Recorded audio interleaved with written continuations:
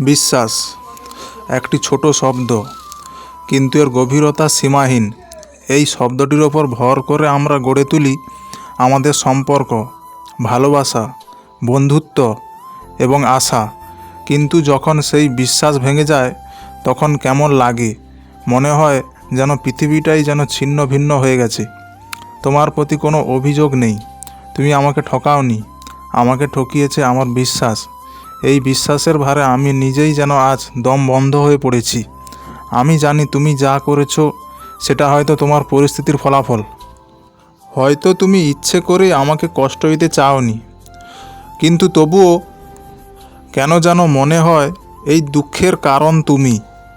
হয়তো আমার আশা, আমার প্রত্যাশা ছিল অতিরিক্ত। আমি তোমার দিকে তাকিয়ে এমন কিছু খুঁজে পেতে চেয়েছিলাম যা আসলে আমার কল্পনাতেই ছিল।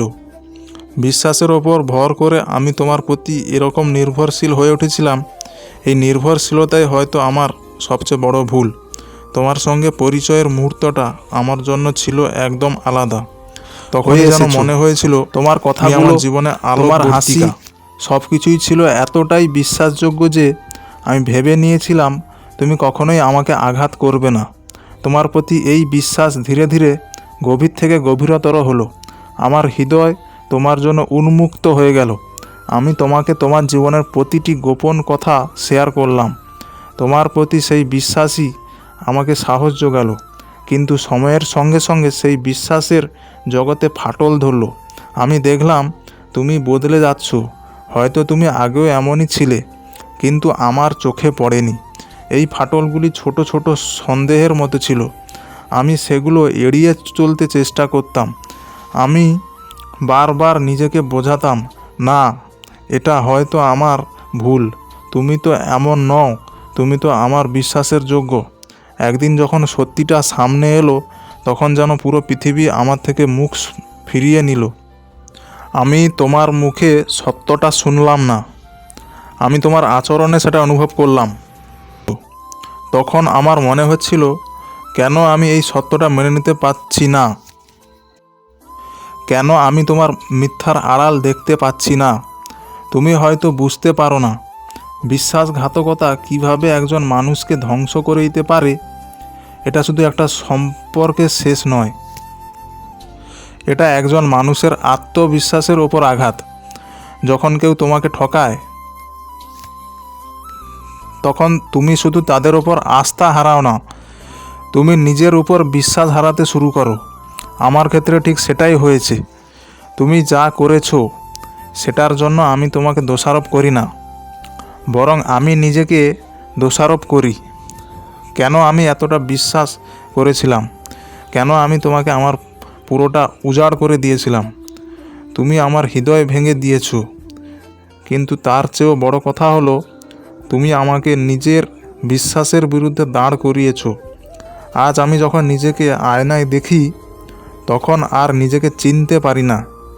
আমি সেই মানুষটা নয় যে একসময় নিজের বিশ্বাস নিয়ে গর্ব করত। আমি ভেঙে পড়েছি, ধ্বংস হয়ে গেছি। আমার দিনগুলো কেটে যাচ্ছে এক অদ্ভুত নির্জনতার মধ্যে। আমার চারপাশে মানুষ আছে, কিন্তু আমি একা। আমার মনে হয় কেউই আমাকে বুঝতে পারবে না। আমি যদি তোমার সঙ্গে যা ঘটেছে সেটা কারোর সঙ্গে শেয়ার করি, তারা হয়তো বলবে, তুমি কেন এত বিশ্বাস করেছিলে? তুমি কি বুঝতে পারোনি? কিন্তু আমি তো বুঝতে পারিনি। আমি বিশ্বাস করেছিলাম, আমার বিশ্বাসই আমাকে ঠকিয়েছে। এই দুঃখের মাঝে আমি একটা জিনিস বুঝতে পেরেছি, আমি যদি নিজেকে ক্ষমা করতে না পারি তাহলে কখনোই মুক্তি পাবো না। আমি তোমাকে দোষ দিয়ে আমার জীবন কাটাতে চাই না। তুমি যা করেছো সেটা হয়তো তোমার পরিস্থিতির জন্য হয়েছে, কিন্তু আমি জানি আমার দায়িত্ব হলো নিজের বিশ্বাস পুনর্গঠন করা। আমি এখনও সেই মানুষটাই হতে চাই যে বিশ্বাস করতে পারে। আমি এমন একজন হতে চাই যে নিজের ভুলগুলো থেকে শিক্ষা নিতে পারে।